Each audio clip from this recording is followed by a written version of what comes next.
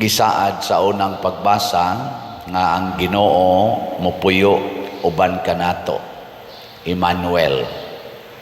Si Maria nahibaw sad niining maong saad tungod kay nagsigi man siyag tuon sa balaang kasulatan kay mao man ay kinaiya sa mga tao niadtong panahona. Ambot ka karon, lingi ako no imong tupad ina sige pakagtuon sa Bible. Pangutan ba imong tupad na sige kagtuon? Way basa-basa Bible.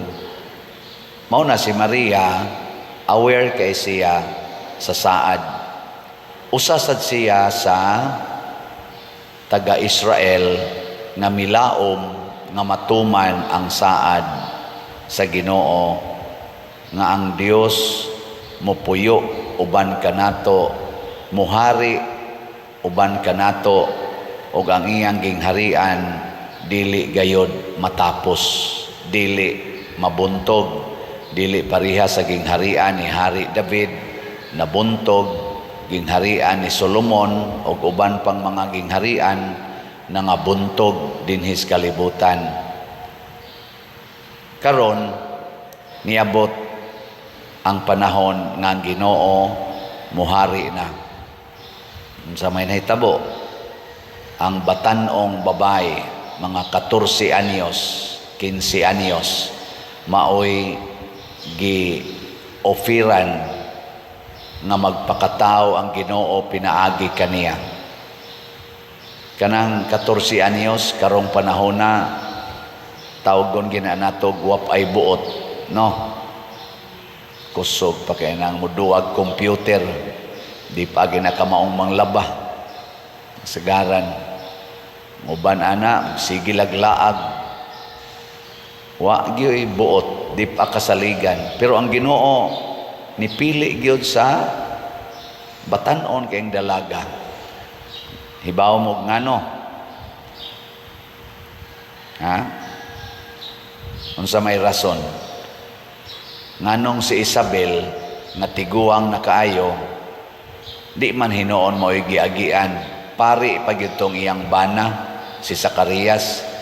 Nganong ang gihatag ni Isabel ang propeta raman nga maoy maguna ni Hesus, si Juan nga magbubunyag niya. Si Maria nga bata pa kaayo, dili pa kaayo kasaligan, mao manoy gipakatawhan sa Ginoo. Hibaw mo ngano? Wa mo kibaw. Ako wasa ko'y klaro. Pero ang ato lang suway-suwayan og subay kay si Maria giandam ng daan sa wap-aga ni siya, wapa siya matao, giandam na siya sa Ginoo. Plano ni Ginoo. Mao nang naa siya Immaculate Conception bag-o pa natong gisaolog atong Pitsa 9. Pasabot giandam siya sa Ginoo. Ikaduha, si Maria gikan sa pagkatao hangtod aning mga idara nakita sa Ginoo nga nagpabilin siyang limpyo, way mansa sa sala, limpyo. Gilinga imong tupad, ing nalimpyo pa ka, ing na kuno, nalimpyo pa ka antod karon. Si Maria dili lang kamaong manglimpyo sa balay, di lang kamaong manglimpyo sa iyang naong o sa iyang lawas, kamao kay siyang manglimpyo sa iyang kalag. Ikatulo, ug mausad ni rason nganong si Maria limpyo kaayo, tungod kay si Maria gikan sa pagkamatngon niya buot hangtod ni ining mga idara, gani hangtod siya namatay og gipasaka ngadto sa langit, nagpabilin gid siya nga 100% sulugoon sa Ginoo. Never gid siyang nanugo sa Ginoo, sulugoon gid siya. Gikuno be lingian sa imong tupad ing nawa ka kapanugo sa Ginoo, Oh, kusog kitang manugo sa Ginoo. Sigihan na nakog balik-balik din. Sige gitag panugo sa Ginoo. Hapit gani kada simba nanugo tas Ginoo. Hapit kada nato rosaryo nanugo tas Ginoo. Hangtod mo sangko na lang tas tuo-tuo. Oh, kanatong pagsigpanugo sa Ginoo, maayo unta ko ani akong sakit, mopasar unta ko sa board exam, makakita unta kog uyab, mausab unta ning akong anak, mausab unta ning akong bana. Kana bang mga sugua ba? Usahay dad-on tas tuo-tuo. Kay moingon dayon kadto didto, to ay imahin sa birhen didto nga kusog ay mo milagro. Adto dayon ka, din ka kakita nga naade ang Ginoo, naade ang mahal nga birhen sa imong tupad, naas inyong altar, naas imong kasing-kasing. Adto gyud ka didto kay para gyud matuman ang imong sugo sa Ginoo. Ana, tuo-tuo. Sa pagpakita ni Maria didto sa Mexico, sa Tepeyac Hill, ngadto sa Indio nga si Juan Diego, ni adtong 1531, kusog kaayo ang tuo-tuo, paganism. Mo nang bugnaw kaayo ang pagtuos mga tao didto. Bugnaw. Tuo sila ng adlaw, tuo sila ng mga kahoy, mga buwan, mo na ilang Ginoo-Ginoo. Yan, ipakita dayon si Maria. Og iyang ingnan, si Juan Diego, ingna ang obispo, pahimuag kapilya dinhi sa Tepeyac. Karon ahimo na ng dako kayong simbahan. O gikan ato dako kayong conversion sa mga kaning Mexicans o ang tibuok kalibutan. Gasugod sa usa ka yano kaayo nga Indio, pobre, gani galisod pa siya kumbinser sa obispo. Lisod kay kumbensiron ang obispo niya usa ka tawo nga maglakaw lang og pila ka kilometro o na pa moabot sa simbahan. Pobre kayo, taga-bukid. Ako maka-imagine sa kunako sa una maglakaw migikan sa among lugar sa kahugan padong sa simbahan sa Guadalupe aron mo alagad mi isip choir. Nganlan gyud mi taga-bukid. Taga-Buks, yan ang taga-Buks, taga-bukid.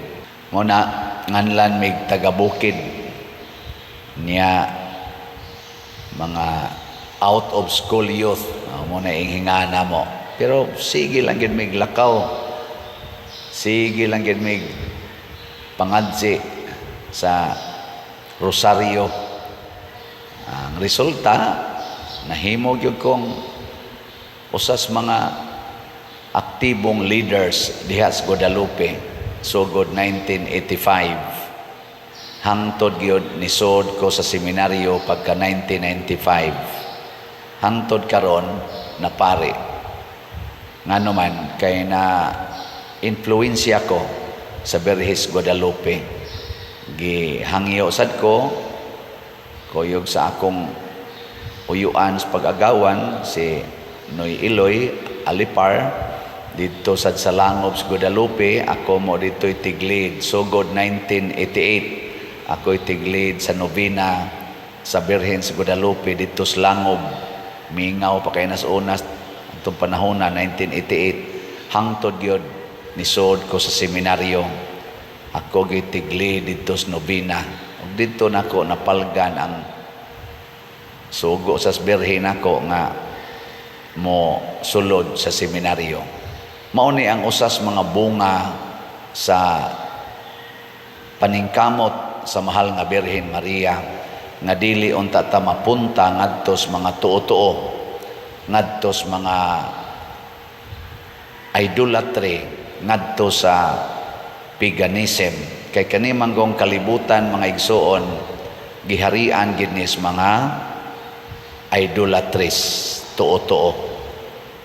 Nilingi ay mong tupad ing nawa kay tuo-tuo karon. Wa kay mga bakos diha, wa kay mga habak-habak diha. Wa kaya magsigig dool ana mga orasyon-orasyon, huyop-huyop. Wa mo ana. Pero naay idolatry karon ay labaw pa ana. Og unsa man ang idolatry?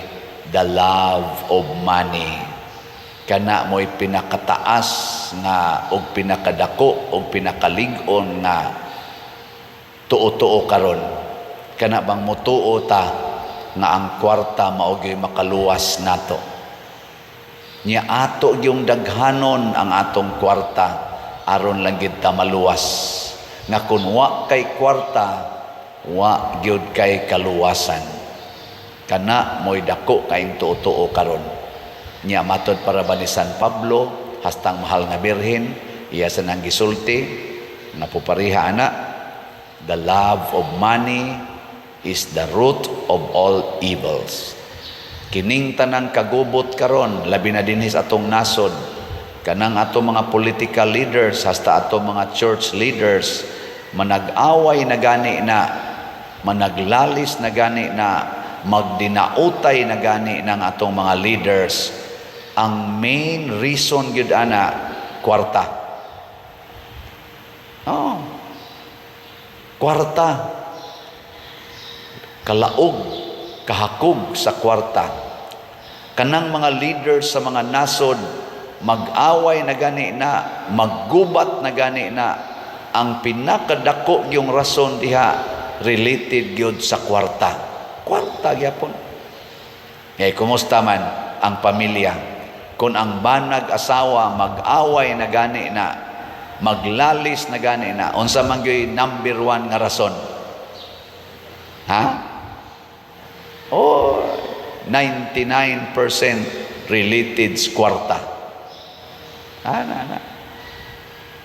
Kung musugod na gani kuyanap ang mga illegal, ang mga bisyo, labi na ning drugas, kaning sugal, kaning inom, kaning terorista, muhari na gani ni sa usa ka nasod or sa kakatilingban, unsa may hinungdan nganong kusog kaing sugal, kusog kaing siyabo, kusog kayo ang mga marijuana, ang cocaine, kusog kayo ang mga pangambos, pang-terrorism, kawat, hold up, tulis.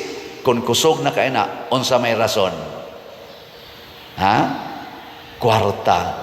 Ug mao ni ang idolatry nga angay natong idangop sa mahal nga Birhen Maria. Unsa may gipuy-an sa mahal nga Birhen Maria? Kakabos. Unsa may gipuy-an ni Hesus? Kakabos. Unsa may gipuy-an ni San Jose? Kakabos. Unsay gipuy-an sa mga santos nga nakahatag og daghan kaing kaayuhan sa atong kalibutan, sama sa mga kaayuhang gihatag ni San Vicente Ferrer, ni San Roque, Saint Vincent de Paul, Saint Francis of Assisi, Mother Teresa of Calcutta, nila ni Saint John Bosco, San Fernando Rey. Unsa may ilang gipuy-an sang kinabuhi? Kakabos. Mao na sugod karon ayaw na gyud higugmaa ang kwarta. Di na nato higugmaon ang kwarta. Unsa may atong higugmaon? Unsa man? Ha? Ang slot. Ang slot gyud higugmaa. Ang slot ba? Pasabot ang imong kwarta ipalit nag slot. Diha dapita ang imong kwarta mahimong mapuslanon para sa mga kabos o sa simbahan. Sa ginagmay nga paagi kining inyong pagsigig pamalit og slots, ang atong pagsigig palit, apil sa kuane, mao ni ang atong pagbuntog sa dako kayong idolatry, kanang paghigugma og paghatag sa atong paglaom diha sa kwarta nga atong manluluwas. Yes, nagkinahanglan tag kwarta, pero ang paggamit unta nato sa kwarta mao gyud ang Dios non nga paagi, dili ang yawanon o tawhanon nga paagi. Unsa may Dios nong paagi? Ang kwarta gamita sa pag-atiman sa labing ubos o kabos nga nanginahanglan. Mao nay paggamit sa kwarta. Unsa may yawanon o tawhanon? Ang kwarta gamita para sa imong kaugalingon. gamita ang kwarta para sa imong katagbawan, mauna siya yawanon, ato ng buntugon. Hinaot unta ang mahal nga Birhen Maria maogi maghatag nato sa guidance matud pa sa atong kaning tubag sa atong salmo, sa itong tubag, ikaw ang labing dako nga dungog sa atong kaliwat. Nganong siya may labing dako nga dungog sa katawhan, si Maria, kay iyang gipakataw ang pulong sa Dios nga mao ang atong manluluwas si Hesukristo. Kita sad mahimo sa tang labing dako sa matas Ginoo basta himuon natong tao ang pulong sa Dios. Unsaon man magpakasulugoon ta sa pulong sa Dios, unya atong buntugon ang mga tuo-tuo o mga kaning idolatries dinhi sa kalibutan, labi na gining gugma nato sa kwarta. Manindog tong wa na mahigugma sa kwarta.